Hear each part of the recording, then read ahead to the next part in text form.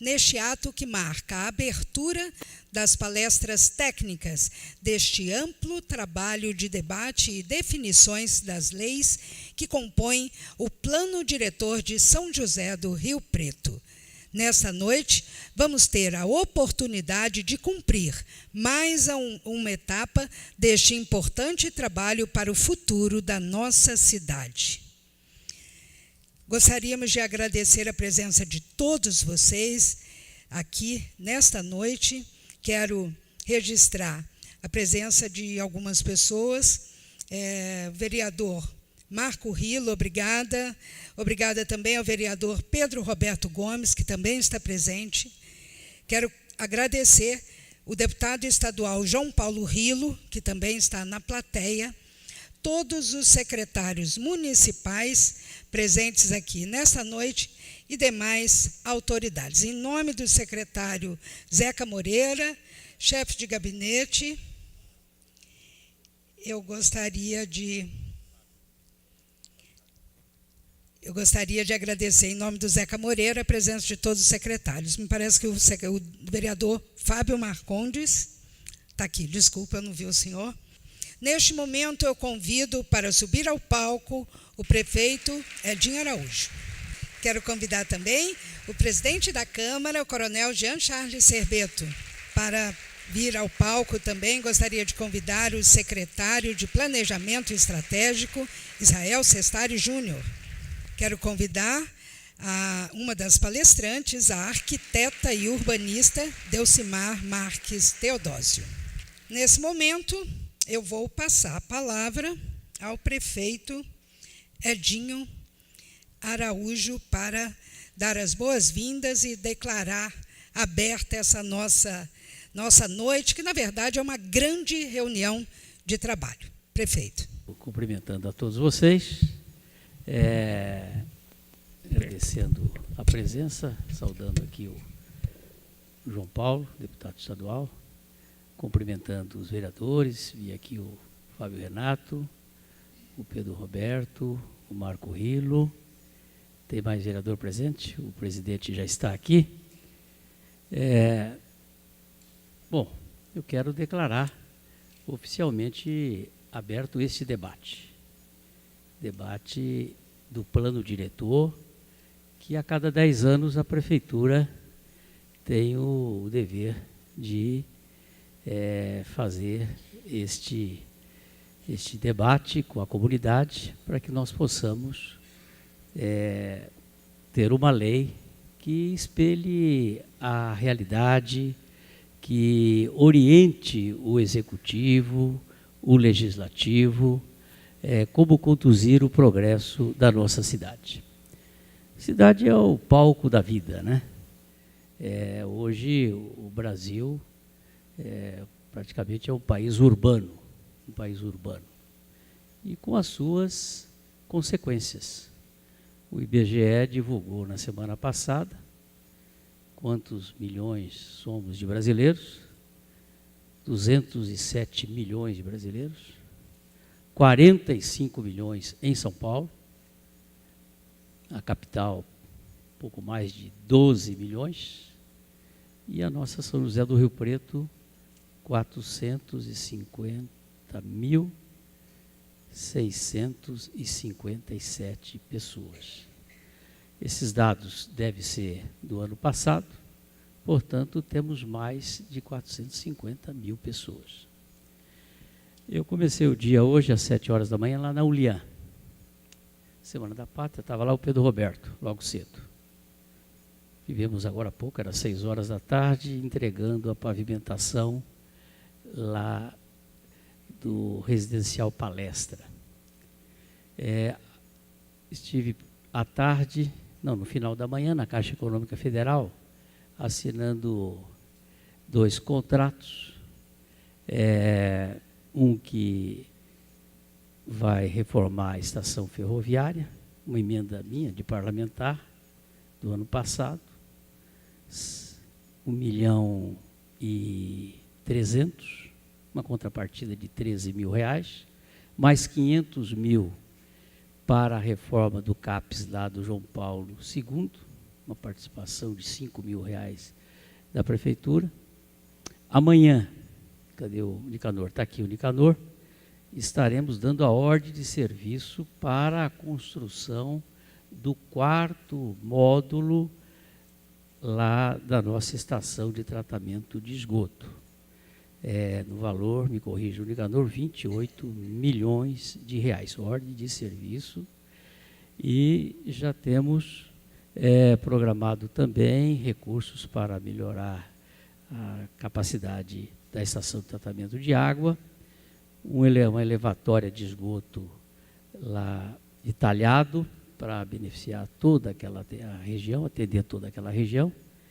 Portanto, nós estamos programando o futuro da cidade. Isso quer dizer que nós vamos preparar nos próximos 2 anos para 600 mil habitantes, em termos de água e em termos de afastamento e tratamento do esgoto em São José do Rio Preto. Entendo que a infraestrutura é fundamental para que nós possamos recepcionar empresas, sobretudo recepcionar pessoas, para viverem numa cidade organizada. O plano diretor é uma lei que orienta a nós, representantes do povo, mas o que eu quero mesmo é uma sociedade cada vez mais organizada, uma cidade participativa, democrática.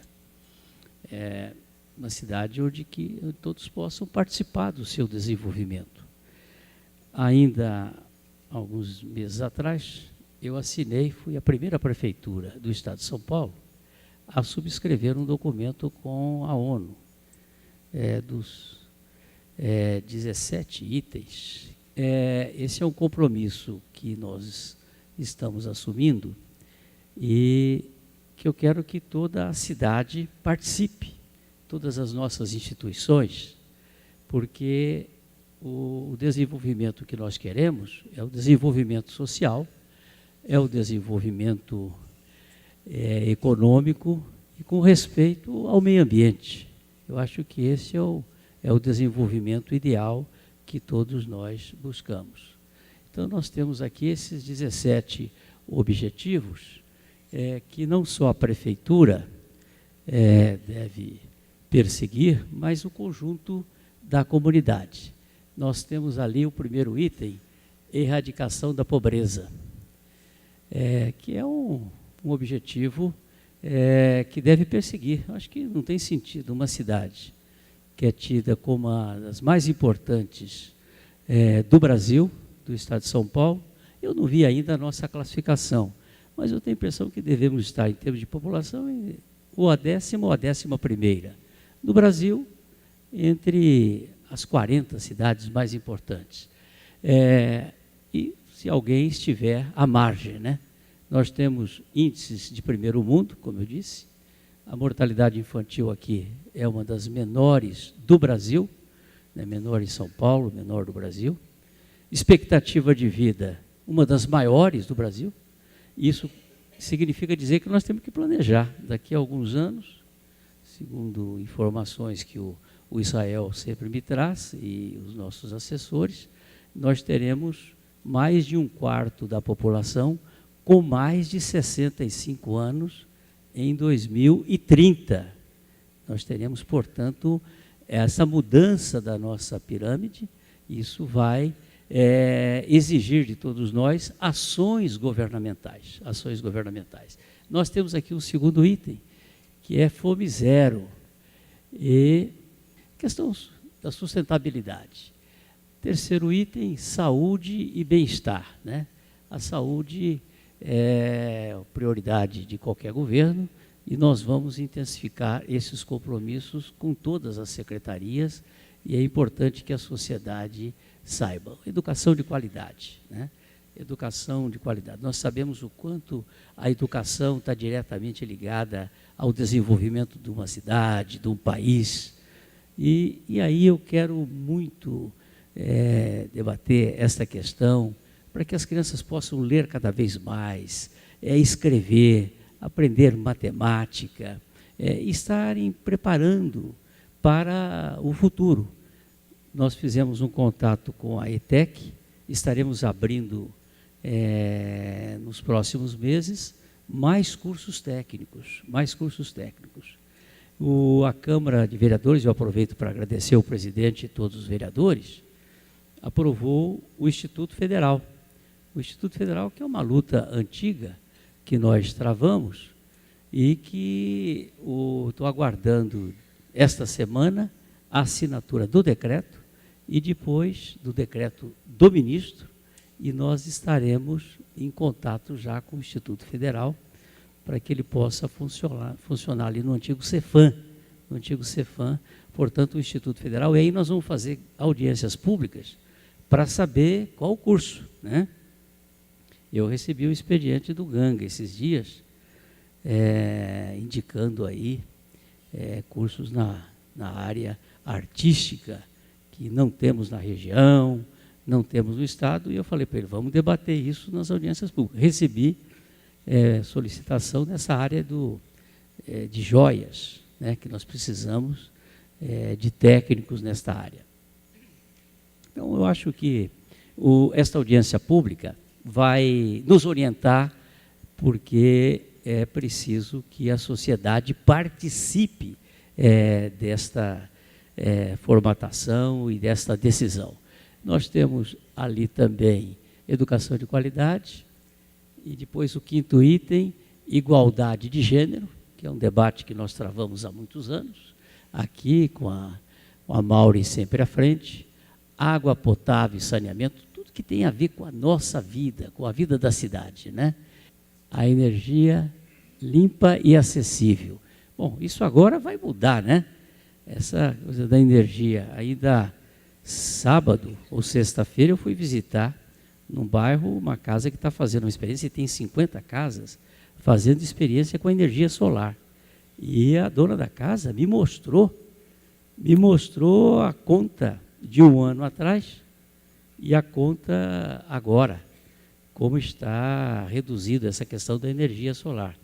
E a informação que eu tenho através da empresa e daqueles que estão pesquisando é que a cada ano está diminuindo, porque normalmente a questão que se coloca é o seguinte: mas quanto custa o investimento para você captar a energia solar?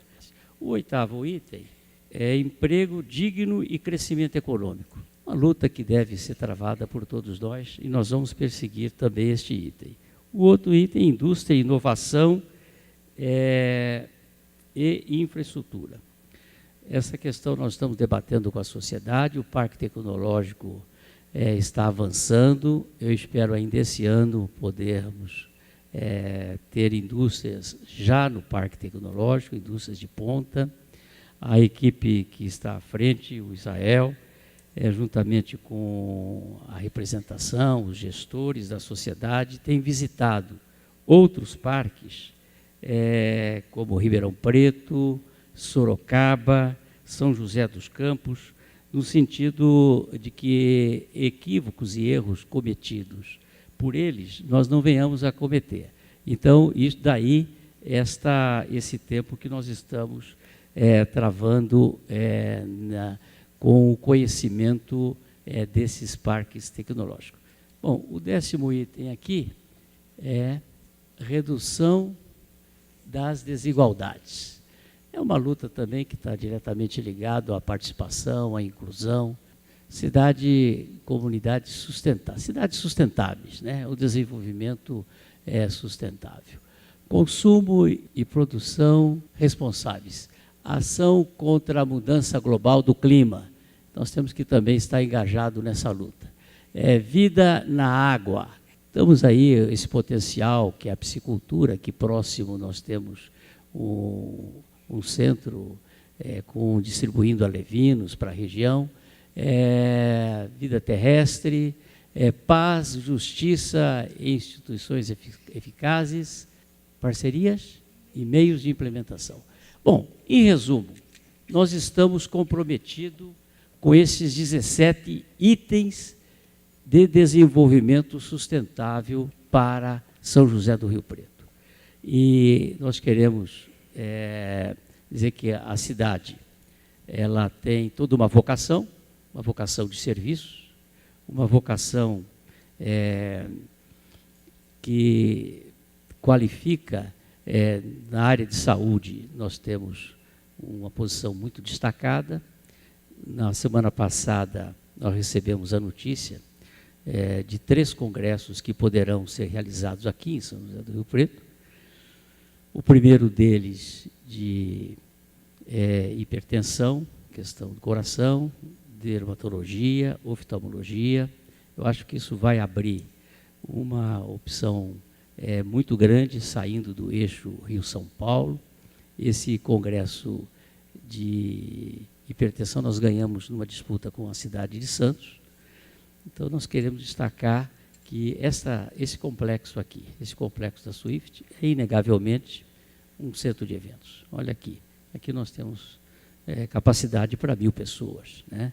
Temos salas, esse projeto que nós deixamos, que foi concluído com recursos da Secretaria de Educação, e nós queremos incentivar cada vez mais o uso deste espaço para a realização de grandes eventos.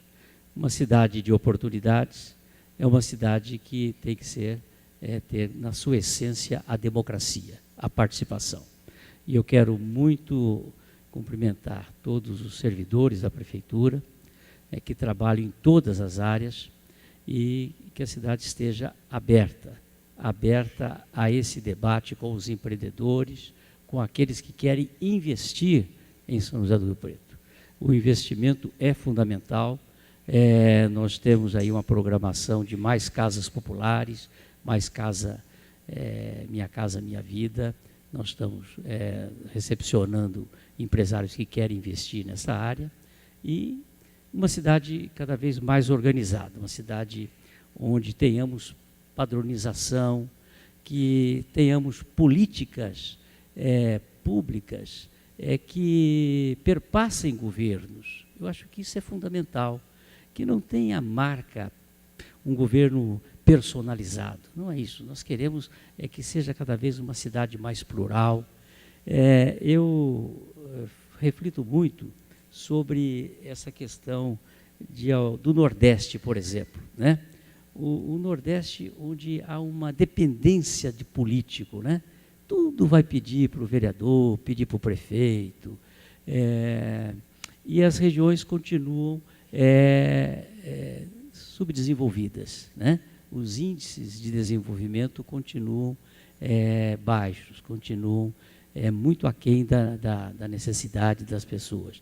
Eu acho que uma cidade ela tem que ser cada vez menos dependente do poder público, uma cidade cada vez mais organizada, uma cidade onde as pessoas e as organizações de bairro, a sociedade se perguntam o que é que nós podemos fazer sem que a gente precise bater as portas do poder público.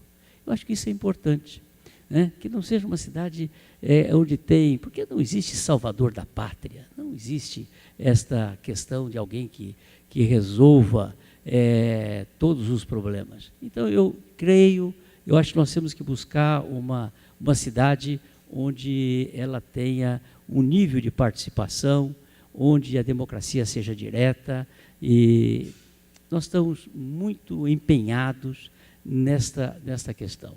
Portanto, eu queria dizer, em derradeiras palavras, vamos ouvir aqui depois o Jean, depois os demais que estão programados, e nós temos aí uma série, eu gostaria que vocês observassem a programação, porque nós vamos debater todos os temas, mas o que é fundamental é aqui que vocês possam participar, mas, sobretudo, enviando sugestões. Esse canal tem que estar aberto com a sociedade, vocês participando, sugerindo.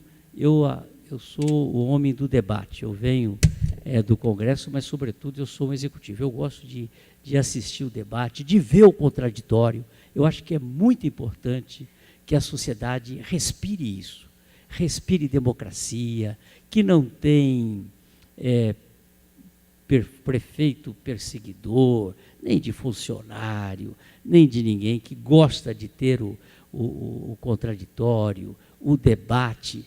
É esta sociedade, é esta Rio Preto que eu quero e que eu eu tenho o maior carinho de continuar trabalhando. Quero dizer também para vocês, nós estamos aqui com a BR-153. Eu estive lá 15 dias atrás em Brasília. Tem 2 grandes rodovias sendo duplicadas, melhoradas no Brasil. Uma chamada, acho que é 308, lá no Pará. E a nossa aqui em São José do Rio Preto, com recursos do orçamento da União. Eu era deputado federal até 31 de dezembro, e a bancada, uma emenda de bancada, isso foi fundamental, cravamos lá 100 milhões de reais, uma homenagem dos 69 parlamentares paulistas, tá certo, a São José do Rio Preto, e humildemente eu recepcionei também essa homenagem. Foram contingenciados 20 milhões, nós estamos com 80 milhões, vai dar para tocar esse ano, já possivelmente 4 viadutos nós iremos inaugurar ainda neste ano de 2017, esperamos avançar no próximo ano, se possível, concluir. Temos aí esta demanda para melhorar também a Washington Luiz, né? Que até o deputado João Paulo também tem se posicionado. Nós vamos fazer um trabalho aí que viabilize esta melhoria. Eu passei agora há pouco, vindo lá do Residencial Palestra, e vi a movimentação, o movimento que tem a rodovia por volta de 18 horas da nossa rodovia. É uma verdadeira avenida. Nós vamos trabalhar muito as marginais, tenho dito para o Israel, tá certo, para o nosso secretário de obras, tem muita obstrução nas marginais, nós precisamos romper essas obstruções, todos os gargalos. Eu me lembro que no governo passado, nós fizemos um plano diretor, né, Israel? Você era secretário de obras, e detectamos mais de 100 de pontos de estrangulamento na cidade. Eu quero que vocês me ajudem nisso. Vocês vão observar. Olha o que fizemos ali no Boulevard, aquela avenida que sai da Zé Munia, o desenvolvimento que ocorreu ali, chegando no Sinibaldi, lá no Urano, o desenvolvimento. Aquela outra avenida, ali que sai da JK, também onde aquele grande supermercado ali se instalou, na cabeceira do aeroporto, do nosso aeroporto, Cobertinho, Piedadinha, os Linhões todos, nós fomos interligando, fomos rompendo os gargalos e as dificuldades. Eu acho que o sistema viário tem que ser observado. Nós temos, e aqui esteve o Coca, que é de Araraquara, professor de São Carlos, ele falou que nós temos per capita mais veículo que a França. É 808 ponto quanto. Hoje nós já estamos quase 1 veículo por pessoa. Isto implica em que a gente tem que agir no trânsito.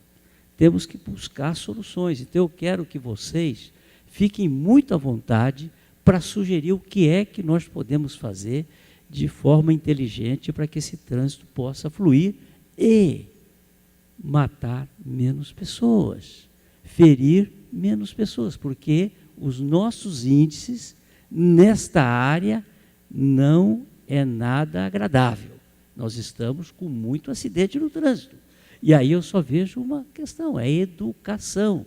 É educação, é conscientização e é debate da sociedade. Portanto, eu quero declarar aberto esse encontro que vai suceder com outras áreas, para que nós possamos debater o plano diretor. Plano diretor que está aberto ao investidor, que quer uma cidade democrática, que quer uma cidade inclusiva, um desenvolvimento social e um desenvolvimento com sustentabilidade. Um grande abraço a todos, muito obrigado pela atenção. Eu convido agora o presidente da Câmara, o vereador Jean Charles Serbeto, para falar sobre o papel do Legislativo na definição do novo plano diretor. Boa noite a todos, a todas, prefeito, secretários. Em nome de Israel, quero cumprimentar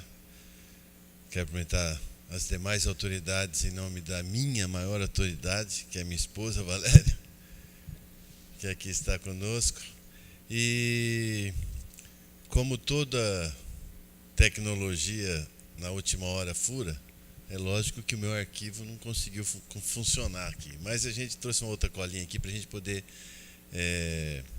passar um pouquinho daquilo que a gente entende do papel do Poder Legislativo. E eu aproveito aqui para agradecer a presença e cumprimentar os vereadores Marco Rilo, Pedro Roberto, Fábio Marcondes, que é quem eu posso ver, né? Cumprimentar o deputado João Paulo Rilo também pela presença. E dizer que o plano diretor, que vem planejar o futuro da cidade, né, que vem organizar o crescimento da cidade, dar os rumos que a própria comunidade quer para a cidade, né? Ele que dimensiona as metas, regulamentos, instrumentos a serem utilizados, enfim. É o plano diretor que faz isso. E a importância da comunidade na elaboração do plano, na revisão do plano, é de fundamental importância.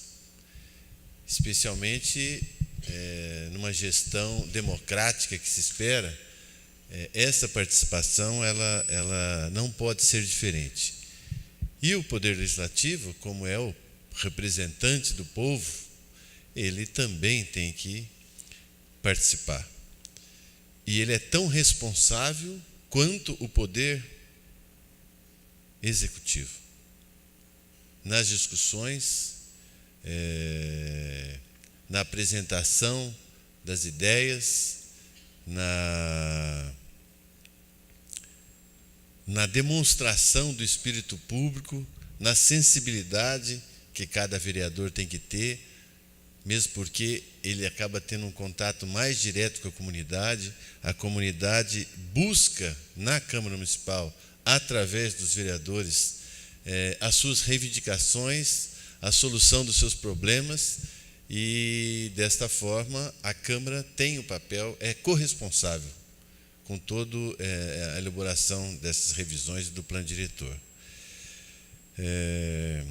Tem obrigação em todo o processo, né? Até porque o plano vai passar, tá dando microfonia, não tá? Não? Eu estou sentindo alguma coisa aqui. Não sei se é a idade, mas estou sentindo a microfonia aqui. Mas, como eu estava dizendo, a participação da comunidade e o reflexo que dá na Câmara, até porque, como já dissemos, o plano diretor ele traça os rumos, né? Como exemplo, né, que eu anotei alguns exemplos aqui de decisões que são tomadas e que afetam diretamente o cotidiano da nossa cidade.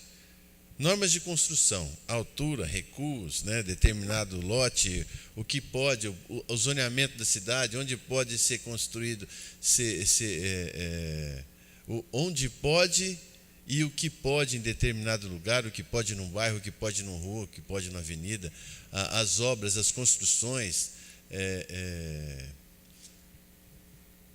a taxa de ocupação dos empreendimentos e tudo mais. São um dos exemplos que afetam direto a comunidade, a mobilidade da cidade, enfim. E o vereador, a participação do Poder Legislativo é porque o vereador acaba conhecendo a cidade, porque circula mais na cidade, fora um ou outro vereador que às vezes tem seus redutos, um ou no outro bairro, mas de uma forma geral, o Poder Legislativo, através dos vereadores, tem um conhecimento mais amplo da cidade, em todo o setor, seja na área mais central ou nas áreas mais periféricas da cidade. Como eu disse, o contato direto com os eleitores, e cabe, e é a responsabilidade do Poder Legislativo levar a população a refletir a cidade como um todo. E isso é a política. A política é a arte do bem comum, a bem de todos, né? E a Câmara Municipal tem essa obrigação de levar, Poder Legislativo, levar essa mensagem à população para que ela tenha esse olhar com um conjunto de problemas da cidade. E não enxergar só os limites da sua rua, do seu bairro.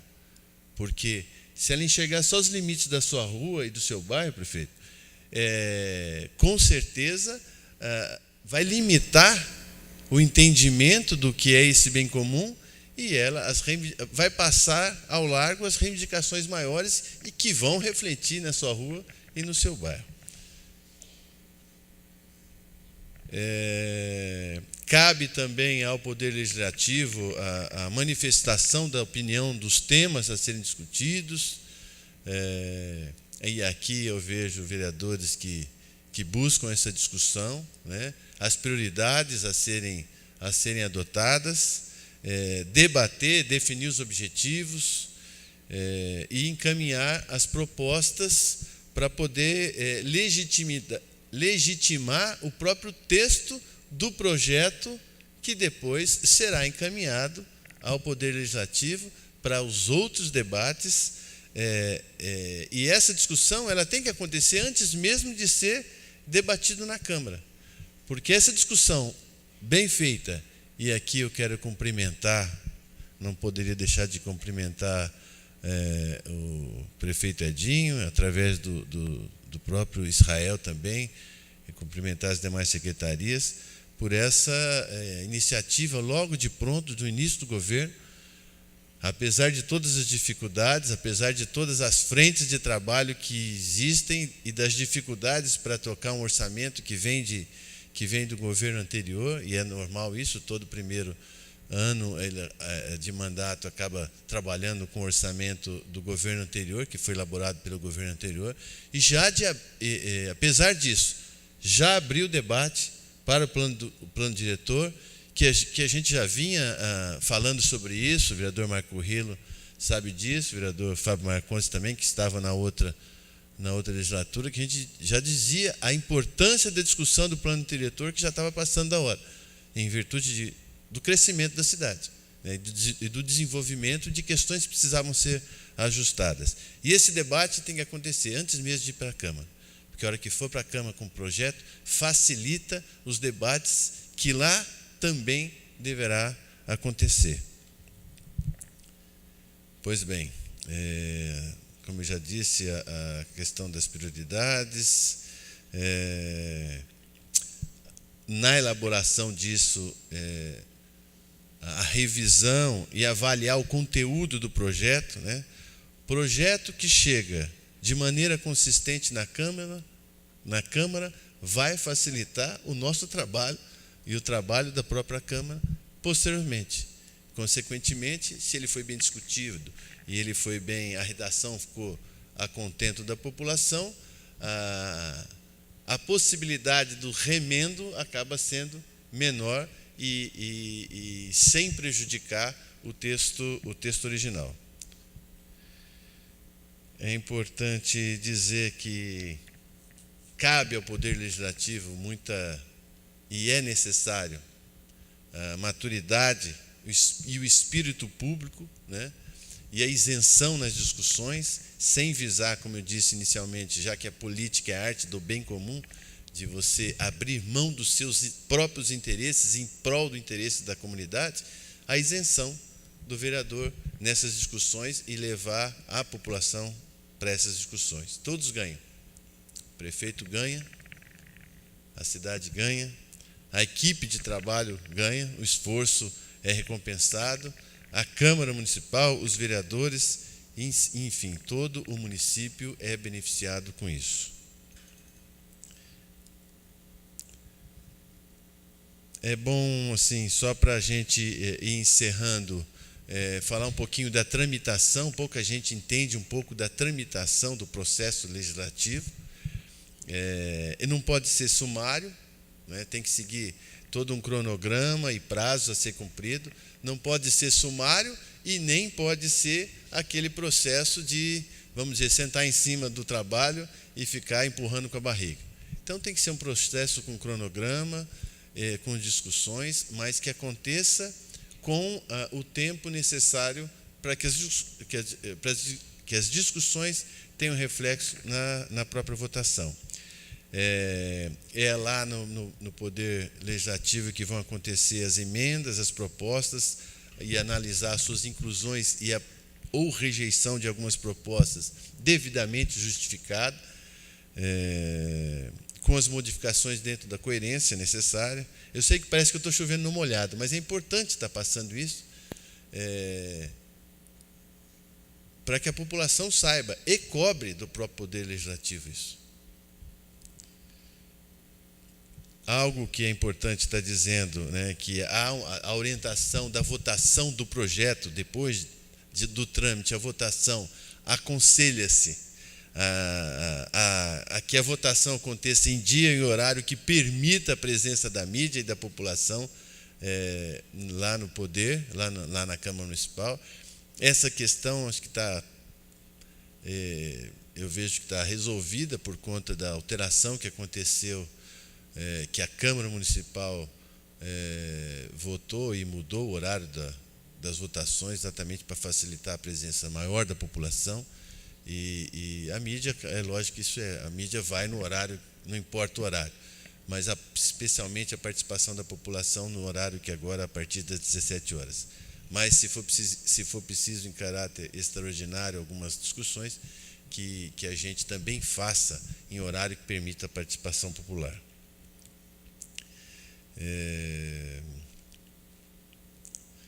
A divulgação do projeto também, ela faz parte desse trabalho da Câmara Municipal, de todas as formas que for possível, está levando a população a conhecer o processo, a conhecer aquilo que está sendo discutido, para ela poder participar e dar sua posição a respeito, cada um dentro do seu segmento. A partir do recebimento da propositura no Executivo, há um prazo de tramitação, tá? Isso depois de toda a discussão no Poder Executivo, projeto pronto, vai para a Câmara.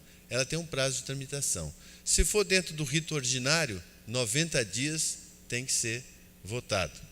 Se for num rito de urgência, em 45 dias tem que ser votado.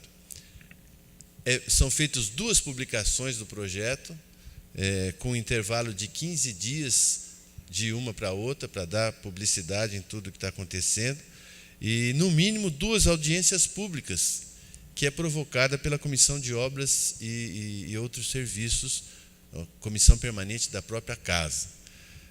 Então é importante estar acompanhando isso, né? São regras constantes do regimento interno e que devem ser obedecidas. A questão do quórum, né? Existe uma questão interessante. Os procedimentos adotados são os procedimentos, os mesmos procedimentos de alteração de toda a lei que altera o zoneamento urbano. Porém, o quórum é com base no plano diretor, que na especificação dos projetos de maioria absoluta consta um plano diretor. Então, ele tem um procedimento. E a gente fez a questão de dar uma levantada nisso. O último aconteceu dessa forma também. Há precedente regimental a respeito, tem uma lei que trata sobre isso. Então, parece um pouco incoerente, mas é assim. Os procedimentos são feitos com base no zoneamento, mas a votação é a votação do plano diretor, que é maioria absoluta.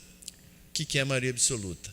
Metade mais um dos vereadores. Nós somos 17 vereadores, a Câmara de Rio Preto, metade mais um são 9. Então, com aprovação de 9 votos, é que o plano diretor ele passa a ser aprovado e depois sancionado para virar lei, vamos dizer assim. Passa por 2 pareceres durante essa tramitação, um parecer da Comissão de Justiça e Redação, que é presidida pelo vereador Fábio Marcondes, e a Comissão de Obras, que é o vereador Paulera, Gerson Furquim, Obras. Tá. Importante dizer, a obstrução do processo, seja pelo Poder Executivo ou pelo Poder Legislativo, pode gerar processo de improbidade administrativa. Ou seja, aquela embromação e não põe para votar e vai enrolando e tudo mais. Então é importante que a comunidade saiba e acompanhe, fiscalize, né? Porque a gente não pode enrolar, como eu disse, assentar em cima e tudo mais, né? Vamos supor, chega nas comissões e enrola nas comissões. Ou o presidente enrola, engaveta, não põe para votar, enfim. Ou o próprio Poder Executivo não termina o projeto, né? Então, é algo sério. Plano diretor é sério, é o futuro da cidade. Então, já há posicionamentos do Ministério Público com relação a isso aí, que cabe um processo, inclusive, de improbidade administrativa, caso o Poder Legislativo acabe obstruindo, tanto um como o outro. E o Estatuto da Cidade já fala sobre isso, sobre a importância da responsabilidade dos poderes e da responsabilidade, inclusive, da participação popular, se houver também uma obstrução com referência à participação popular. E aqui a gente já vê que já é o início do processo, essa abertura, porque eu vejo todos os segmentos da cidade aqui presentes. Inclusive, queria enaltecer que eu vejo aqui, inclusive, a participação do Observatório Social, que também tem exercido um papel muito importante na fiscalização de todos os atos que vêm e acompanhamento dos atos, tanto do Poder Executivo quanto do Poder Legislativo. Ou seja, plano diretor, sem a participação da sociedade, eles estão sujeitos a ser anulado pela própria Justiça. Eu encerro dizendo o seguinte: a implementação do plano diretor é tarefa de todos e os vereadores devem estimular a sociedade a participar. A gestão democrática da cidade é a maior garantia de que as decisões tomadas no plano diretor irão ser efetivamente implementadas. O plano diretor é da sociedade, é de todos nós, e deve valer durante várias gestões, pactuado por todos e implementado com o apoio da Câmara Municipal e da sociedade. Obrigado. Eu convido agora para falar sobre desenvolvimento territorial, planejamento urbano, o secretário de Planejamento Estratégico, Israel Sestari Júnior. Ele é engenheiro civil, advogado, administrador de empresas. Ele foi secretário municipal de obras em 1997 a 99, de 2002 a 2008. Foi superintendente do SEMAI e secretário municipal de educação interino. Possui especializações em gerência de cidades pela FAAP, em engenharia sanitária e ambiental pela UFSCar e em perícias e avaliações. Atualmente, exerce a função de secretário municipal do Planejamento Estratégico. Por favor, com a palavra, secretário Israel Sestari Júnior.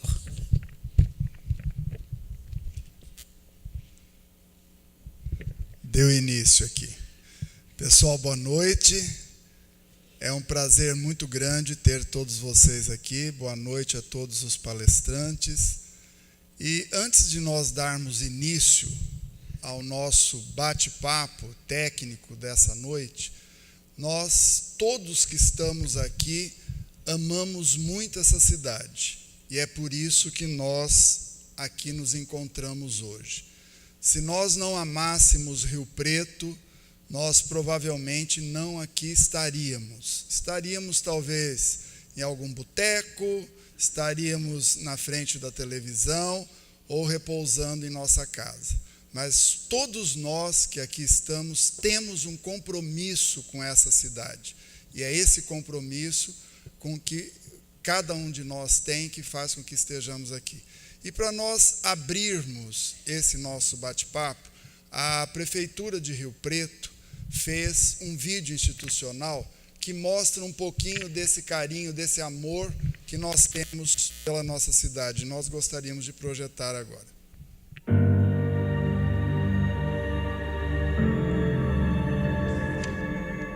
São José do Rio Preto. Olhando a cidade assim, de cima, notamos a sua beleza. Se a conhecermos melhor, entenderemos por que é considerada um dos melhores lugares do Brasil para se viver. Rio Preto tem qualidade de vida, tranquilidade e segurança de interior, pujança das grandes capitais, um dos melhores IDH, Índice de Desenvolvimento Humano do país, está aqui. É o maior e mais importante município da região noroeste do estado de São Paulo. Com vocação para negócios, a cidade é um dos principais centros de logística de transporte do país e também polo tecnológico, joalheiro, imobiliário, de comércio e serviços. São mais de 68 mil empresas e indústrias de pequeno, médio e grande porte. O PIB municipal é superior a 10 bilhões e meio de reais. Só shoppings são 5, além de centros de compra no calçadão e em bairros. Grifes nacionais e internacionais estão baseadas em Rio Preto. A gastronomia é de alto nível.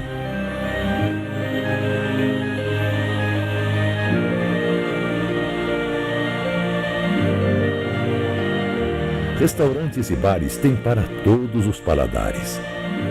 O lazer é diferenciado. Pista de caminhadas e ciclovias fazem parte da paisagem. Mas uma vocação se destaca e faz o orgulho dos riopretenses. Rio Preto é referência em saúde. A medicina na cidade é de excelência. O município tem 1.770 leitos. São cerca de 1,5 milhão de atendimentos ambulatoriais e mais de 93 mil internações por ano. A comunidade médica tem mais de 3 mil membros. Profissionais de renome que atraem pessoas de todo o Brasil para se tratarem. Faculdades de medicina são 3. A produção científica na área computa atualmente mais de 300 teses em andamento de mestrado, doutorado e pós-doc.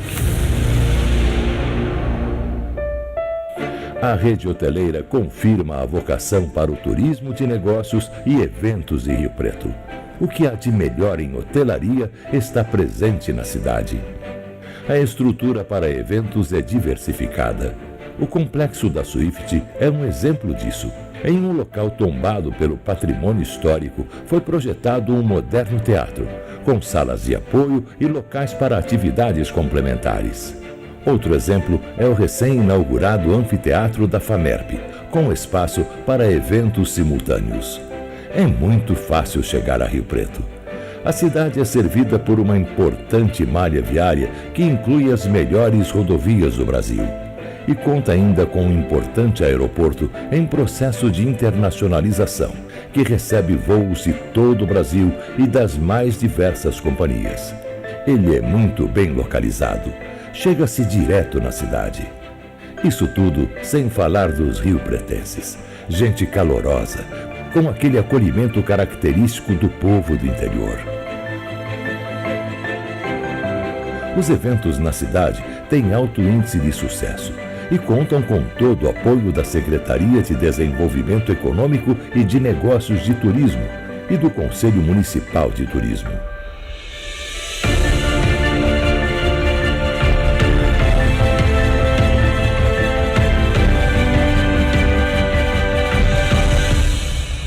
São José do Rio Preto está pronta e de braços abertos para receber você.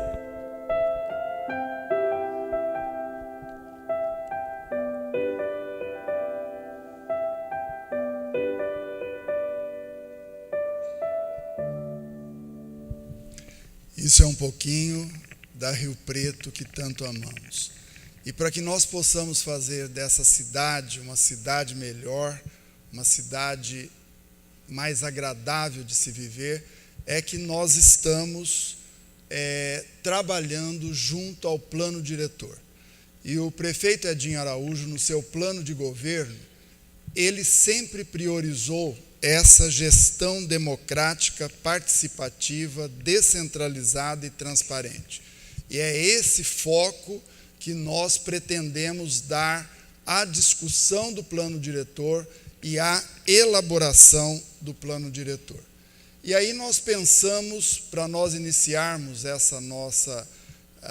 esse nosso bate-papo acerca do plano diretor, de falarmos um pouquinho do que é o plano diretor. Porque muitos de nós que aqui nos encontramos já estamos familiarizados com essas nomenclaturas, mas alguns ainda não estão. Então, o plano diretor é um instrumento que permite o planejamento urbano da cidade, onde o gestor público, juntamente com a população, estabelece propostas de melhorias para o município cumprir as suas funções sociais. Então, pela primeira vez, nós estamos fazendo uma proposta de trabalharmos um plano diretor juntamente com a população. E ele, então, vai ser uma lei complementar, e essa lei ela é revisada a cada 10 anos. Nós tivemos a última revisão em 2006, ela deveria ter sido feita em 2016, como ela não foi feita em 2016, ela passa a ser feita em 2017. E nós temos um objetivo nessa elaboração do plano diretor, que é o grande desafio do plano, termos um plano sustentável. Mas para ele ser sustentável, ele tem que ser sustentável na área social, na área econômica, na área ambiental e na área de planejamento urbano.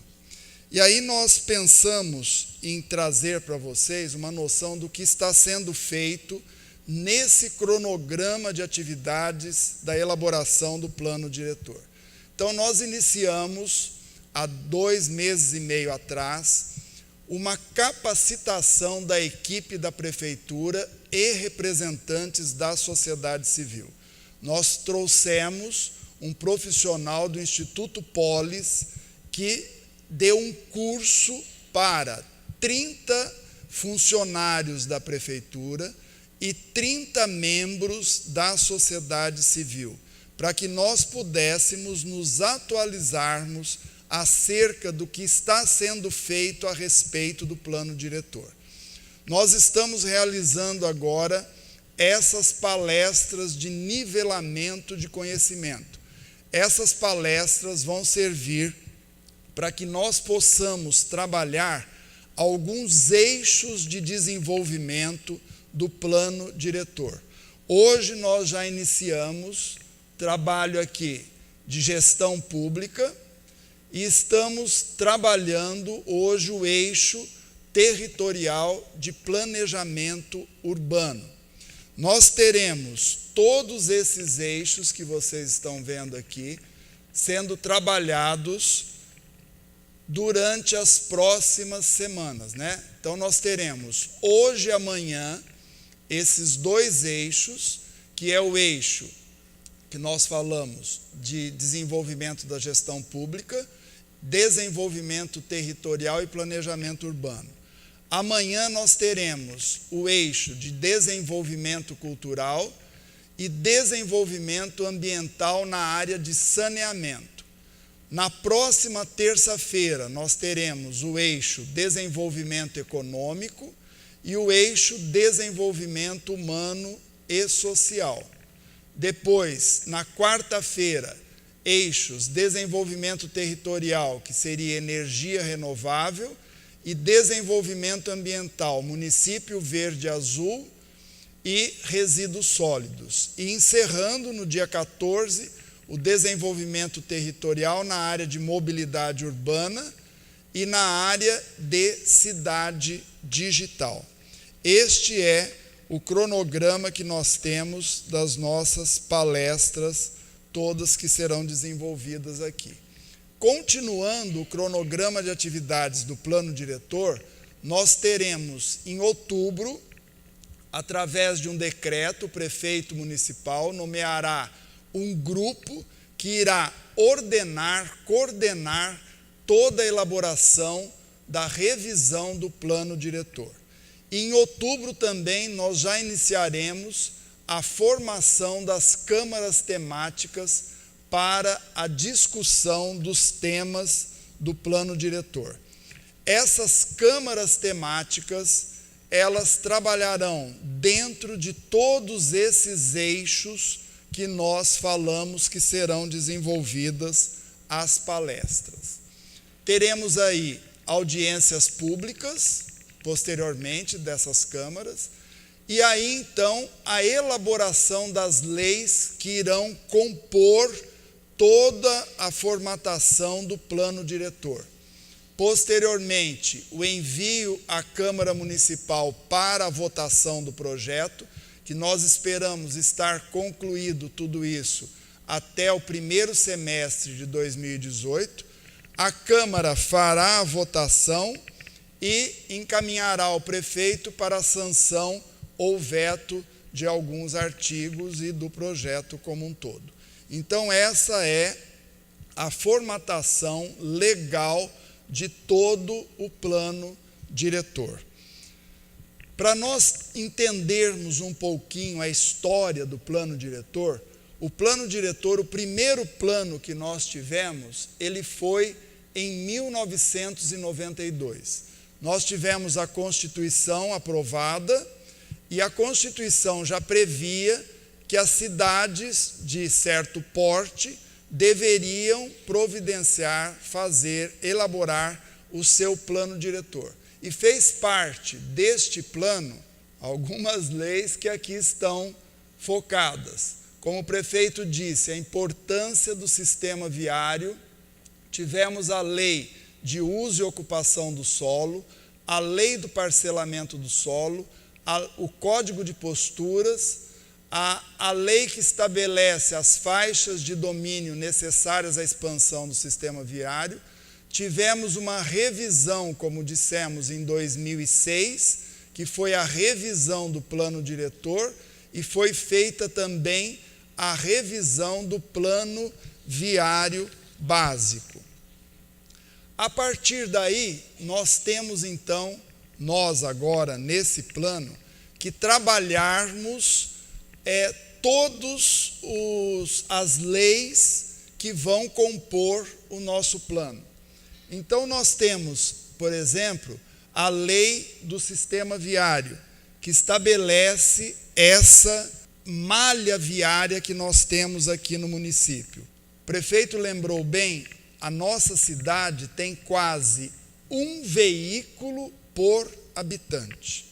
Então, nós precisamos, juntos, pensarmos como nós iremos definir esse sistema viário na nossa cidade. Foi projetado, já em planos anteriores, algumas artérias, algumas vias de comunicação que facilitam o trajeto nosso de veículos na cidade. E já naquela época, já se pensava num rodoanel na nossa cidade. Nas ligações todas, que nós temos, centro-bairro, todas essas radiais, e é isso que esse novo plano nosso vai pensar também. É isso que nós vamos trabalhar na elaboração desse novo plano diretor. Temos que trabalhar também a questão do zoneamento da cidade. E aí muitos perguntam, mas o que tem a ver esse zoneamento da cidade com a minha vida? O zoneamento da cidade, como vocês estão vendo aqui, cada cor que nós temos aqui no mapa representa uma zona, uma ocupação do solo que eu posso ter naquele determinado lugar. Então isso vai o quê? Impactar se do lado da minha casa eu posso ter uma indústria, se do lado da minha casa eu posso ter uma igreja, se do lado da minha casa eu posso ter um clube e assim por diante.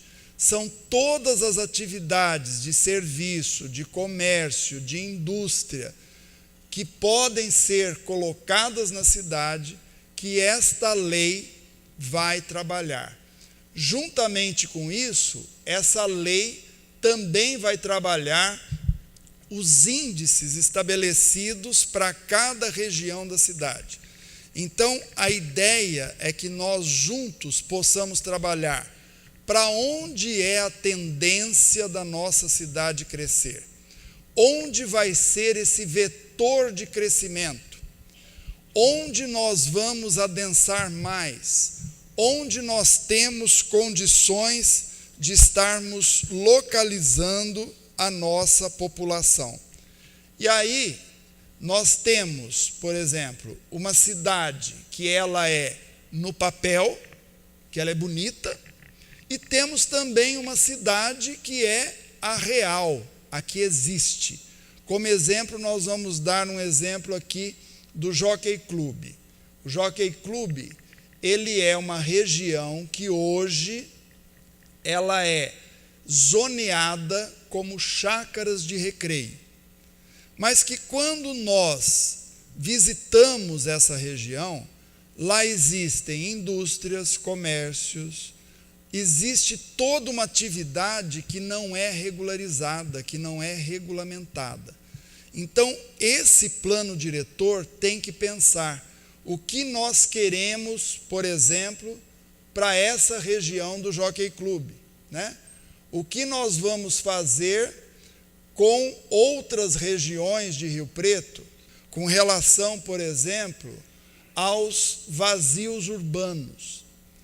Para quem não sabe, toda essa área aqui, ó, que vocês estão vendo, esses amarelos aqui dentro, são os vazios urbanos. Essa área que nós estamos vendo em cor de rosa, em pink aqui, é o nosso perímetro urbano da cidade.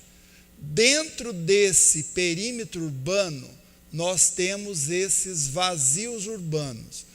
E esses vazios urbanos representam uma quantidade expressiva de lotes que ainda não são trabalhados, que não estão disponibilizados para a população. Para que vocês entendam melhor isso, olha, se nós pegarmos toda esta área de vazios urbanos, nós vamos ter, considerando a menor área de lote que podemos ter aqui em Rio Preto, que é de 200 metros quadrados, nós vamos ter aproximadamente 80 mil lotes, ainda que não foram loteados, que não estão sendo utilizados. E aí é uma reflexão que o plano diretor vai ter que fazer. Nós queremos que este perímetro aumente, nós queremos jogar para além desse perímetro outros bairros e termos que levar toda essa infraestrutura que nós temos aqui, de escola, de UBS, de todos esses equipamentos públicos, temos que levar para cá também. Qual é o custo que nós teremos que ter para fazer isso aí?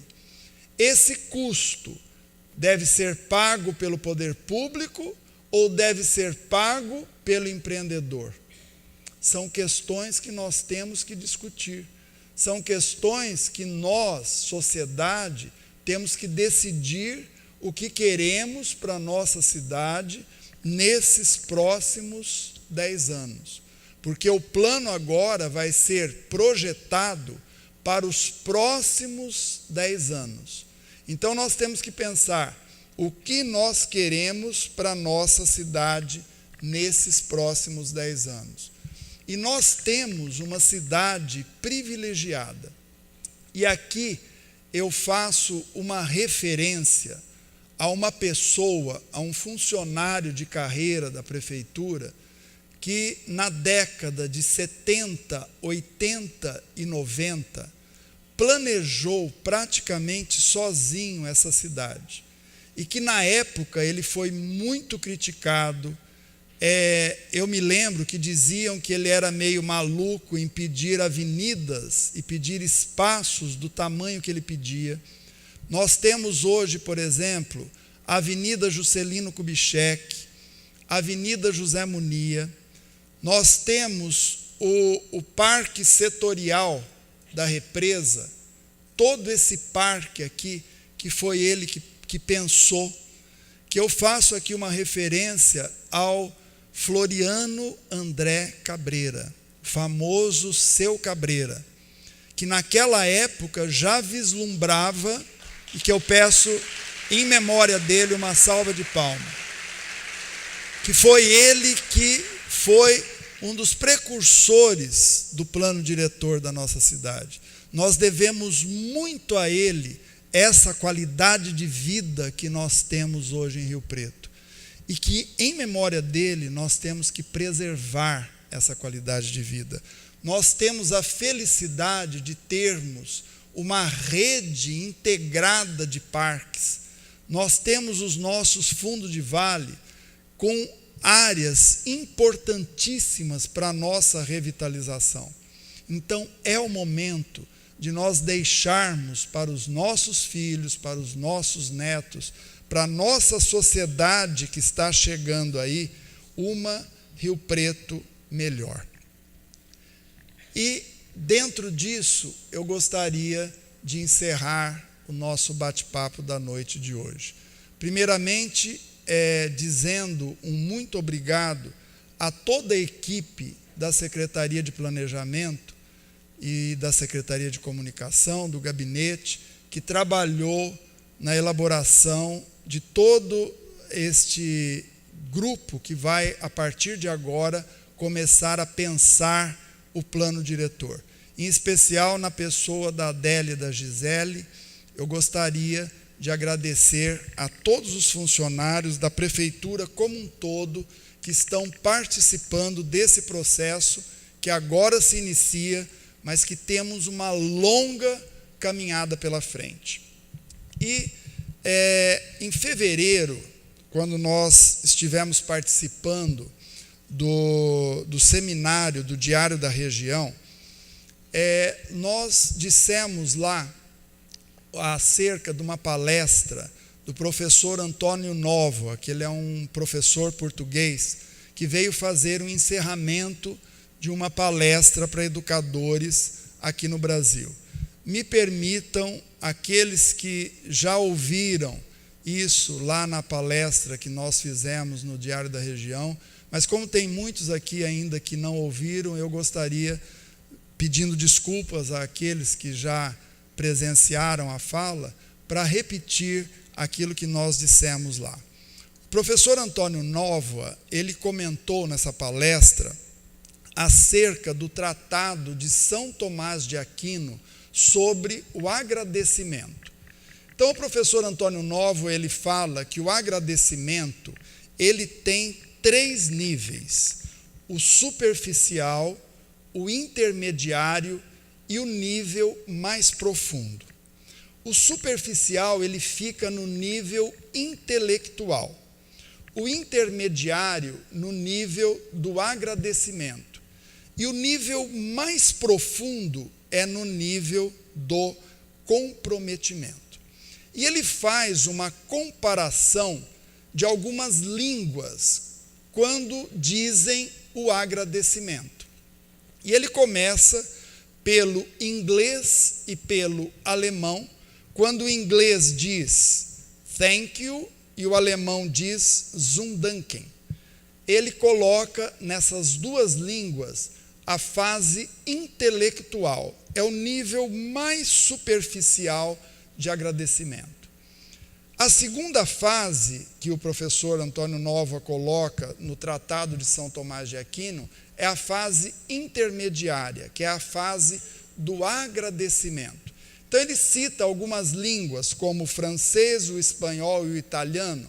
Quando no francês eles dizem merci, no espanhol gracias, ou no italiano grazie, eles estão agradecendo, é o nível intermediário. Mas a única língua que tem o nível mais profundo de agradecimento é o português. Quando em português nós dizemos obrigado, nós estamos, a partir daquele momento, nos obrigando a alguma coisa, ficando vinculados a alguma coisa. E é isso que nós gostaríamos de deixar aqui nesse momento.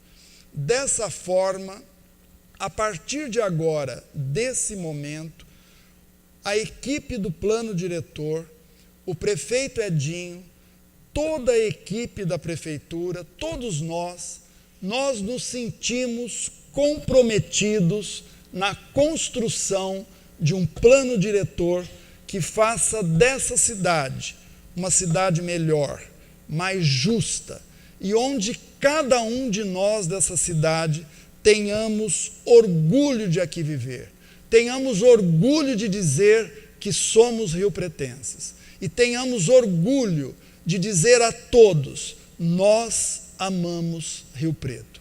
Muito obrigado a todos. Aceitem o nosso comprometimento em aqui estarmos trabalhando nesse plano e gostaríamos que vocês também se engajassem conosco para fazermos uma Rio Preto melhor. Obrigado. A partir de agora, nós vamos receber aqui ela que é arquiteta e urbanista, doutora em arquitetura e urbanismo pela USP, mestre em engenharia urbana pela UFSCar, coordenadora do curso de arquitetura e urbanismo do Centro Universitário de Rio Preto, a UNIRP, coordenadora do curso de pós-graduação Projeto em Design de Interiores da UNIRP, professora de projeto e planejamento urbano desde 1995 em cursos de arquitetura e urbanismo de Rio Preto e Ribeirão Preto. Convido a arquiteta e urbanista Delcimar Marques Teodósio a fazer a sua apresentação. Boa noite. Quero cumprimentar. Eu queria ficar solta com o microfone. Quero cumprimentar o prefeito Edinho Araújo, presidente da Câmara Jean Charles, secretário Israel, em nome de vocês, cumprimentar todas as autoridades aqui presentes, os vereadores. Tem uma plateia diversificada, de muitos amigos, empresários, estudantes, os alunos vieram, que bom, estou feliz.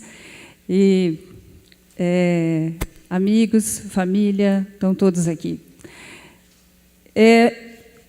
Antes de eu começar esse debate, né, esse debate que eu vou trazer hoje, essa discussão que eu trago hoje, eu tenho que agradecer meus parceiros de trabalho, os arquitetos, que a gente constantemente está na universidade discutindo sobre planejamento, discutindo sobre as cidades. Obrigada, Maria Cristina. Lima Bueno, Luciane, não sei se está presente, a Dani Campitelli, todos eles participaram comigo de alguma forma na discussão desta apresentação. O Israel colocou sobre a legislação, né? A legislação, o plano diretor, a nossa carta magna, na verdade, aquilo como a cidade deve crescer, mas ela tem que ser no território, né? Como que a cidade vai se desenvolver no território. E, para isso, tem uma série de legislação, tem legislação específica, viária, saneamento, uso do solo, uso e ocupação do solo. Mas o que eu gostaria de mostrar aqui hoje para vocês, nesses slides, é que tudo que a gente vai discutir hoje aqui, nós podemos legislar. E aí vamos deixar para a Câmara Técnica colocar isso em lei. Mas vamos dizer a todos aqui, para nós todos, que cidade queremos, e a cidade para todos. A função social, na verdade, o plano diretor, ele está aqui para garantir, assim como a Constituição, uma garantia constitucional, a função social da cidade, que é o acesso a todos os bens e serviços, né? Saneamento, aos espaços públicos, transporte, mobilidade, habitação, e um direito que a gente tem, um direito constitucional. Além da função social da cidade, que é distribuir todos esses benefícios à população, existe também a exigência da função social da propriedade. Bom, o que é isso, função social da propriedade? Se eu tenho uma propriedade rural, essa propriedade rural ela tem uma função, que é agropecuária, tá certo? A cidade, o terreno na cidade tem uma função também, que são as funções urbanas. Então, é preciso colocar nesses terrenos escola, creche, habitação e todos os equipamentos que a gente precisa de saúde e tudo mais. Bom, e aí é preciso que os terrenos urbanos sejam ocupados. Mas a gente mora num país problemático, né? Eu sou do tempo, e tem muita gente aqui que passou por isso. Eu até não tive muito problema, porque eu era recém-formada, não tinha muito dinheiro.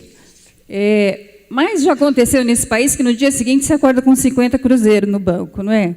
Então o terreno acaba sendo um investimento, uma fonte de financiamento, ou então uma herança que você deixa para os seus filhos. Então é complicado isso. A gente não tem que legislar sobre aqueles terrenos que a gente está guardando como uma poupança, mas sim sobre as grandes glebas de terra que a gente tem na cidade e que não estão cumprindo sua função social.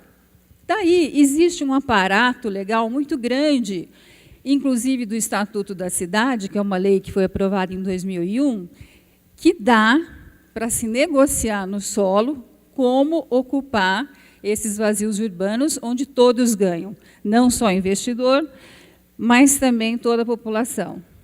Bom, um deles aqui é o direito de superfície. O que é isso, direito de superfície? Eu posso conceder, eu ganhei um terreno de herança, eu não tenho dinheiro para investir nessa gleba de terra. O que eu vou fazer? Eu vou perder isso? O governo vai me tomar? Não, eu posso conceder o direito de superfície para um empresário, um empreendedor, construir sobre esse terreno, de forma onerosa ou não, depende do jeito que eu combinar. O outro, o direito de preempção, é que se o governo tem... O vazio urbano ele não é tão ruim, viu, Israel? Porque ele é, na verdade, uma reserva de terras que, às vezes, a prefeitura precisa de um grande local para construir um parque ou um grande empreendimento da cidade, algum equipamento grande para a cidade, e tem lá uma reserva. Então, aí a prefeitura teria o direito de preempção, né? Teria prioridade de comprar essa gleba. A outorga onerosa do direito de construir, que é chamado solo criado. Esse é um instrumento bem interessante que a gente vê em vários municípios sendo utilizados, assim como a operação urbana consorciada. Como que funciona a outorga, o solo criado? A prefeitura determina um local da cidade, especialmente o centro da cidade, onde tem muitos equipamentos, onde tem uma oferta de infraestrutura maior do que está sendo usada. Então, elege um lugar, elege algumas quadras onde é possível, discute o que é possível fazer, onde esse potencial construtivo a mais que pode ser feito, ele é revertido, então, na contrapartida, onde se pode, através da lei de zoneamento e ocupação do solo, dizer, olha, eu posso construir mais, eu pago mais por isso, mas eu reverto também em benefício da cidade. Ora, se eu tenho um lote que cabe uma residência, eu transformo aquele lote em 24 residências, a pessoa que está fazendo isso está ganhando muito dinheiro, lógico, e ela pode distribuir isso com a mais-valia, essa recuperação da mais-valia urbana, devolver para o município na contrapartida, devolver para equipamentos coletivos, onde beneficia o bairro e valoriza todo o empreendimento. Aqui é mais um exemplo de operação urbana consorciada, onde aqui é possível, então, aumentar o potencial construtivo e redistribuir para a população, inclusive com habitação social. Aqui são exemplos que eu conheço pessoalmente, isso aqui em Osasco, onde se aumentou o potencial construtivo para os empresariados, isso aqui é uma zona do Rio Tietê, onde foi proposta essa ocupação, eles construíram edifícios aqui de escritórios, empresas, são grandes empresas e algumas habitações, e esse dinheiro, essa contrapartida foi revertida na recuperação e reurbanização de uma favela, de um córrego que tem num dos lugares lá de Osasco. Aqui também, só para exemplificar um pouco mais, nessa mesma área, fizeram uma recuperação de plantio de espécies da Mata Atlântica, recuperando um pouco aqui da várzea do rio, fizeram um parque linear, quer dizer, que valorizou para esses grandes empreendimentos e se reverteu também parte do dinheiro usado em habitação social de qualidade. Quando o empresário não queria colocar o dinheiro, essa contrapartida, no fundo, ele mesmo, se era uma construtora, eu vi casos assim, eles foram lá e eles mesmos construíram a habitação. E que foi muito interessante, que acabou abrindo um balcão de empregos na cidade, naquele local, naquela comunidade, onde eles acabaram empregando o pessoal que trabalhava lá e depois acabaram contratando mais pessoas. Aqui também, isso aqui é Osasco, uma contrapartida, né, aqui um desfavelamento, que fizeram um conjunto habitacional bem urbanizado, com qualidade de projeto e com a qualidade de paisagem urbana muito grande. Aqui é um programa de Vila dos Idosos, em São Paulo, Morar no Centro, que fizeram habitação social para idosos. E outros lugares onde se recupera a mais-valia urbana, né? Isso aqui é um exemplo no Chile. Eu estive num congresso há um pouco tempo atrás, onde só se discutiu isso, foi um congresso na Guatemala, e esses exemplos foram todos mostrados, né? Aqui se fez uma revalorização do antigo, uma área de aeroporto no Chile, em Cerrilhos, e ele foi barrado em um certo momento porque o setor imobiliário não queria que tivesse um alcance para o pessoal de baixa renda, mas aí houve uma parada e discutiu-se que tinha que inserir população de baixa renda, assim, se beneficiar desse projeto. E, obviamente, nas cidades onde tem metrô, onde tem as estações, no dia seguinte, se falar que vai ter uma estação de metrô perto da sua casa, no dia seguinte, seu imóvel vai valer 3, 5, 10 vezes mais. E aí, essa valorização, que você não fez absolutamente nada, a prefeitura deve cobrar e reverter isso para melhorar a cidade toda, os bairros todos. Onde não foi recuperado essa mais-valia? No aeroporto de Viracopos, que se transformou no principal destino de carga do Brasil, e todas as terras vazias em volta foi proposta a mais-valia, mas as autoridades não fizeram nada e ficou assim mesmo, só quem ganhou foi, na verdade, são os vizinhos aqui, que a terra começou a valer muito mais, obviamente. A mesma coisa ocorreu em Belo Horizonte, né, num lugar administrativo, começou a atrair 30 mil pessoas diárias, construíram vias expressas. Israel perguntou, quem é que paga isso? Né? São os empresários, a prefeitura. Toda a terra foi valorizada e não capturaram a mais-valia, porque se esse instrumento não estiver previsto no plano diretor, se perde, né? Ganha só quem está empreendendo e quem está aqui em volta, que está sendo beneficiado. Políticas públicas, parcerias público e privada, eu conheço diversos exemplos. Esse, no caso de Barcelona, da foto, foi feita uma reforma do mercado municipal e a contrapartida era que o arquiteto projetasse, no fundo do mercado, habitação para idosos, habitação social para idosos, porque eles têm baixíssima mobilidade, eles não teriam, para se abastecer, ter que se deslocar muito da cidade. E outros exemplos, como, por exemplo, Paris, quando se constrói um edifício de escritórios, por exemplo, se reserva uma pequena parcela, para pequenos empreendedores. Rio Preto tem um slogan que é cidade empreendedora, por que não ter, em locais bem localizados, pequenas empresas que possam ficar lá, embriões que ficam 1 ano, 2 anos, depois eles se mudam e abre espaço para outros, para todos terem a oportunidade na cidade. O plano diretor, e é a meta deste governo, é a sustentabilidade. Aqui em Rio Preto tem um privilégio, né? O Israel mostrou bem no slide, tem um privilégio de ter fundos de vale. Mas o primeiro projeto que surgiu, que olhou, né, para esse fundo de vale de Rio Preto, para essa oportunidade que eu conheço, foi em 77, do arquiteto Jamil Kifuri. Esse gráfico é dele, esse mapa é dele, desenhado. Ele aponta, então, no fundo de vale, uma grande potencialidade aqui de um parque urbano, né, de um grande parque.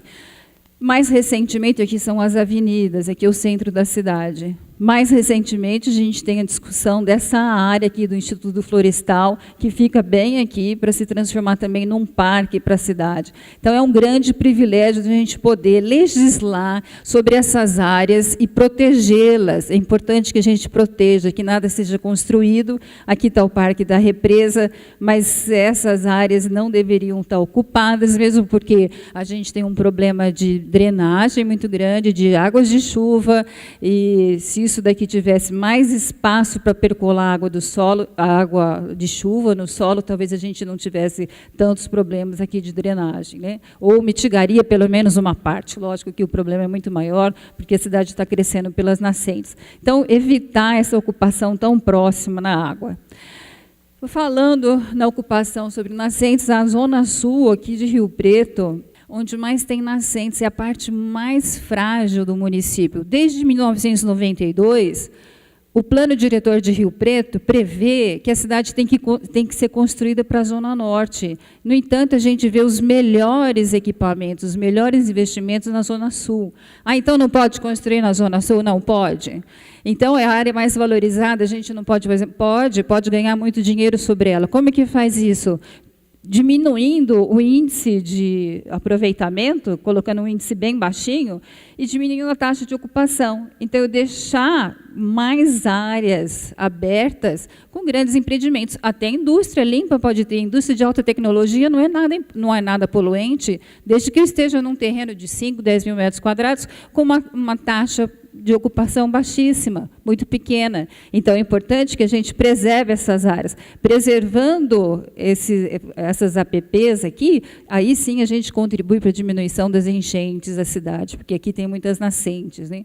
Aqui é um modelo de ocupação rarefeita e verticalizada. Obviamente, a densidade tem que estar voltada, pensada na capacidade de suporte das vias também. Ali em cima é um exemplo de uma avenida mais recuada, que é a João Fiuza, lá de Ribeirão Preto. A sustentabilidade econômica e social, ela também está vinculada com a distribuição das pessoas no território. Ora, se eu permito que a cidade cresça no meio do pasto, onde não tem emprego perto, não tem serviços perto, a mobilidade aqui é reduzida, precisa abrir a avenida, precisa trazer todo tipo de equipamento aqui, eu vou encarecendo a cidade.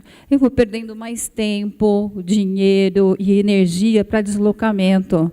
Então, é importante que a gente tenha uma visão de uma cidade mais compacta, que é possível as pessoas percorrerem a pé. Aqui não tem essa construção, obviamente vai aparecer no comércio depois, mas isso aqui tem que ser evitado, e a gente ter cidades mistas, né, de uso misto. Evitar esse tipo de traçado urbano e colocar um traçado urbano onde existe uma hierarquia de via maior, existe diversidade de uso, com comércio, serviços, mais arborizada, mais espaçada, com muita diversidade aqui. E também a gente tem que prever na nossa cidade habitação social de qualidade. A gente tem uma reprodução de um modelo aqui que é muito ruim, que é isolado, que a pessoa está pagando 20, 30 anos a casa, depois de 20, 30 anos a casa não tem qualidade de construção, a casa precisa ser reformada, já está trincando, caindo. A gente precisa começar a investir em projetos de qualidade. E eu pus aqui de propósito países que também têm um problema econômico como o nosso e que resolve de outra forma a habitação, em lugares com mais diversidade, inclusive melhorando a paisagem urbana. Quando se constrói em alguns bairros, que se mistura o uso e constrói habitação social, que seja, ou se promove a construção imobiliária, é interessante que a gente tem que observar que é bom diversificar o uso no sentido de colocar onde, primeiro, já tem o comércio, os serviços, onde já tem escolas, onde já tem a UBS, onde a gente já tem toda uma oferta de equipamentos urbanos que possam ser usufruídos, né? Ou construir bairros que isso cresçam juntos. Aqui, no caso, esse conjunto residencial, SECAP, em Guarulhos, quando foi feito por arquitetos renomados, hoje um deles é Prêmio Pritzker, o Oscar da Arquitetura, que é o Paulo Mendes da Rocha, eles fizeram o bairro já prevendo as praças, os parques, o comércio, o serviço. Então, tudo aqui já formou uma mini cidade ou criou uma nova centralidade na cidade. Aí, além desses instrumentos, legislar sobre a cidade pressupõe que eu tenho direito à cidade. O direito à cidade, ele sobrepõe sobre o direito individual. O direito à cidade não é só meu. O direito à cidade, ele é coletivo.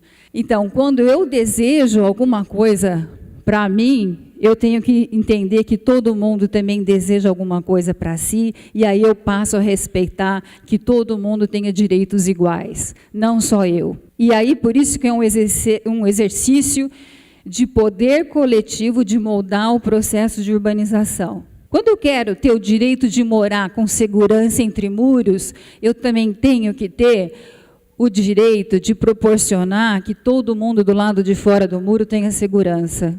Porque ruas, avenidas, primeiro, uma oferta de infraestrutura como essa, uma avenida, sem ninguém estar passando, isso é um grande desperdício na cidade. Se o muro tivesse recuado um pouco mais e tivesse colocado na beira da avenida uma série de comércios e serviços, oportunidades em que tivesse movimento na rua.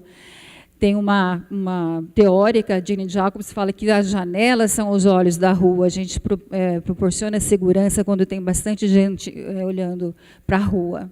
E aí, aqui tem alguns exemplos, né, de diversidade, apesar do muro, tem vida do outro lado do muro. E aí a vida seria de diversos usos, né, até usos culturais. Eu posso ter o direito também de escolher só andar de automóvel, é meu direito querer ficar sozinho, no ar-condicionado, ouvindo rádio e parado no trânsito. Como diz a Maria Cristina, aí você chega de carro numa academia, sobe a escada rolante e depois fica lá na esteira, né, andando.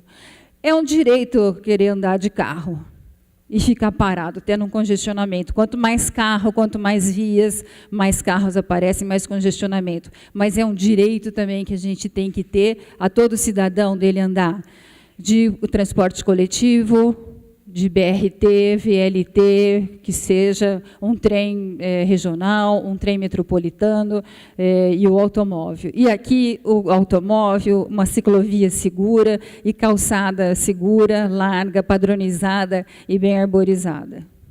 É um direito de eu escolher modais não poluentes.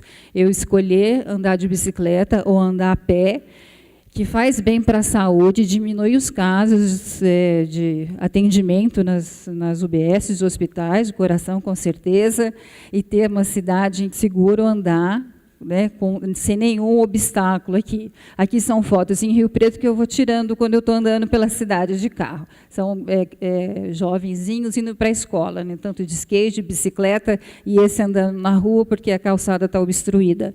A cidade, o direito da cidade, do ir e vir é de todos.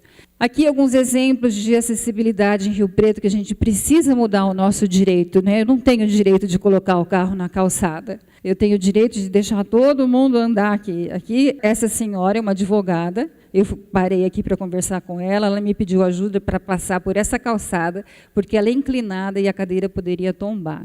E ela ficou esperando alguém passar para ajudá-la. Aqui são meus alunos, não sei se eles estão aqui nessa fotografia, os que estão aqui. Eles tentam, né, experimentar como que é andar nessas rampas que são impossíveis de circular, né? Depois um deles acaba, como eles não conseguem, eles levantam, o resto grita milagre, né? Só para brincadeira. Mas estão aqui, experimentam a dificuldade que é. E aí nós temos situações assim, ó, de calçada muito estreitas em Rio Preto, porque as ruas foram se abrindo para o automóvel, foram se abrindo e diminuindo as calçadas. Há pouco eu estava conversando com o Paulo da AMA, o Paulo estava me falando, como que a gente resolve isso? Eu falei, plantar na rua, é só pegar 1/3 de uma vaga de um carro e plantar árvore aqui sem nenhum problema. É assim que eu vejo por aí. Melhorar os nossos espaços coletivos verdes, falta árvore nessa cidade. Eu sei que tem gente aqui do Muda que a cidade muda, que tem feito um trabalho belíssimo, a prefeitura está acompanhando, que é muito bom, que estão arborizando a cidade. Eu agradeço muito, que eu moro numa das ruas que foi arborizada. Então, assim, esse cenário é muito comum em Rio Preto. Isso daqui é na Avenida de José Mania, né? Eu fui lá com o termômetro, isso aqui é um ponto de ônibus, isso aqui era próximo do meio-dia, e o usuário tinha uma mulher aqui, acabou indo embora, 37 graus debaixo do sol, quando a gente pode resolver com árvores de uma forma simples, barata, a gente pode resolver a questão do usuário do ônibus, do pedestre. Resíduos sólidos, eu sei que esse é um grande desafio da atual administração. Essas fotos aqui são aqui de Rio Preto.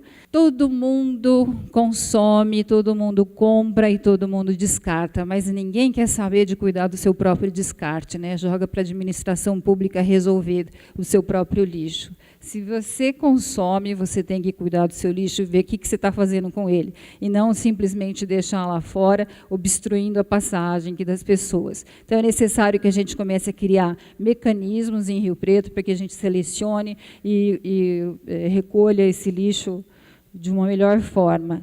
Assim como a gente deve resolver esses problemas aqui que atrapalham a mobilidade, esses vasos de flores de lixo, eles são a principal fonte de acidente para cegos, né, para quem tem baixíssima mobilidade. Isso aqui a gente não pode deixar acontecer mais. Existem prédios em Rio Preto, tem arquitetos que já projetam a lixeira já dentro do lote. O lixo é de quem é dono do seu lixo, tem que ficar dentro da sua casa, dentro do lote, do alinhamento, e não na calçada.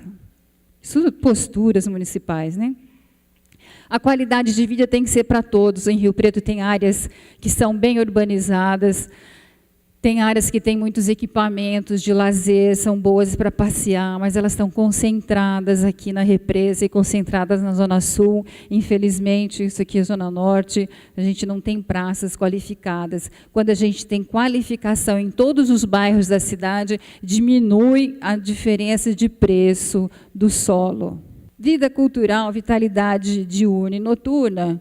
Tem gente que fala assim, eu não quero praça. Já me aconteceu de ouvir isso, assim, eu não quero praça no meu loteamento, não, porque praça não serve para nada, só serve para delinquente. Não, não é isso, não. A praça, infelizmente, eu moro num bairro ótimo, em Rio Preto, perto do centro, com muito comércio, muito serviço, gosto de morar lá, faço muita coisa a pé, mas é um bairro que não tem praça. A praça, ela, se tiver diversidade de uso, se for bem cuidada, e se tiver promoção de atividades, ela é ocupada.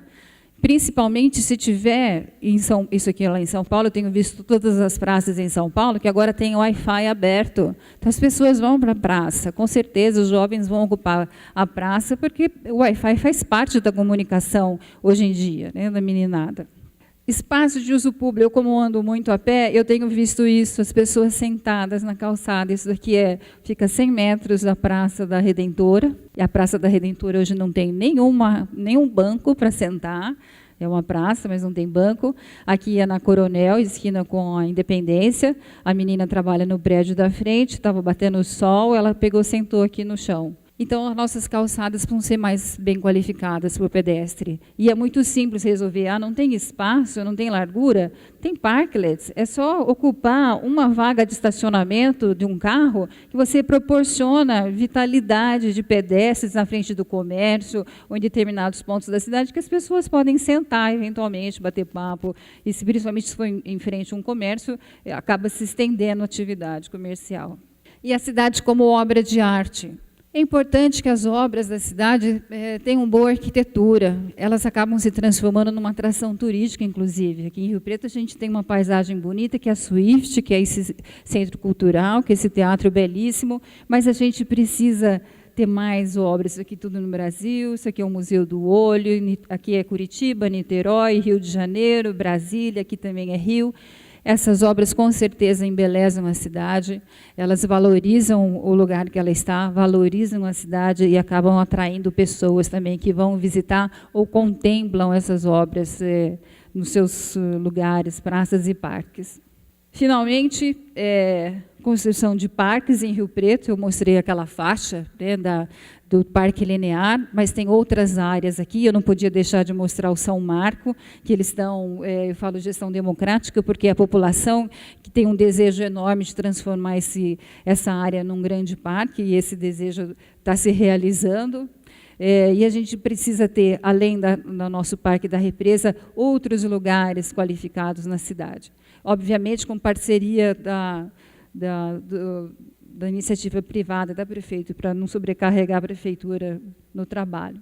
Por fim, eu gostaria de falar da região metropolitana, que Rio Preto deveria dar início a essa discussão, a esse planejamento. Há 2 milhões de pessoas que circulam, né, em Rio Preto. A rede urbana, né, a rede de serviços de medicina, das universidades, das escolas, atraem para Rio Preto 2 milhões de pessoas. Então, não é só planejar para 450 mil habitantes, é planejar para toda essa população que vem atraída pela qualidade dos serviços de Rio Preto. Só para dar um exemplo, aqui tem o trecho Mirassol, aqui Mirassol, Rio Preto. Isso aqui acontece de manhã, no final da tarde é o contrário, né? Fica congestionado, fica parado, numa distância de 17 quilômetros. O tempo de automóvel, isso lá usando esses mecanismos de, como chama? Waze, ele vai mostrar lá que tem 20 minutos sem o trânsito, num trecho pequenininho. Se abrir mais uma via, vai aumentar o número de carros. Cada vez que abre mais ruas, aumenta o número de carros. E eu trouxe um exemplo aqui que eu experimentei, inclusive, numa distância aqui entre Barcelona e Badalona, de 12 quilômetros, o tempo de automóvel é de 18 minutos, o tempo de trem, 15 minutos, e o bilhete, aqui no caso, lá, R$ 8,00, né, equivalente a R$ 8,00. Então, assim, o que é possível fazer? Aumentar só as vias ou eu aproveitar uma malha viária? Uma malha, ferroviária, em que eu possa desviar o trem de carga, então utilizar a malha ferroviária. E, principalmente, olhar para o Córrego Piedade, que nasce aqui em Mirassol, que tem uma ligação aqui muito próxima, já está conurbando, né, as duas cidades, transformar isso aqui numa avenida parque, que é possível, inclusive, fazer esse trecho por bicicleta, porque é um fundo de vale, e é possível, quem pedala sabe que é possível fazer esse trecho, ou alguns trechos, visto que a cidade já está emendando. Então, esse é um grande potencial, o Córrego Piedade, numa grande avenida parque. A ferrovia é um grande potencial e, obviamente, os fundos de vale transformando todo o município e sua região em áreas, né, de preservação ambiental. É isso que eu gostaria de mostrar a vocês essa noite. E eu desejo que as discussões se ampliem cada vez mais e agradecer a Israel pela oportunidade de estar aqui falando com vocês. Boa noite, obrigada.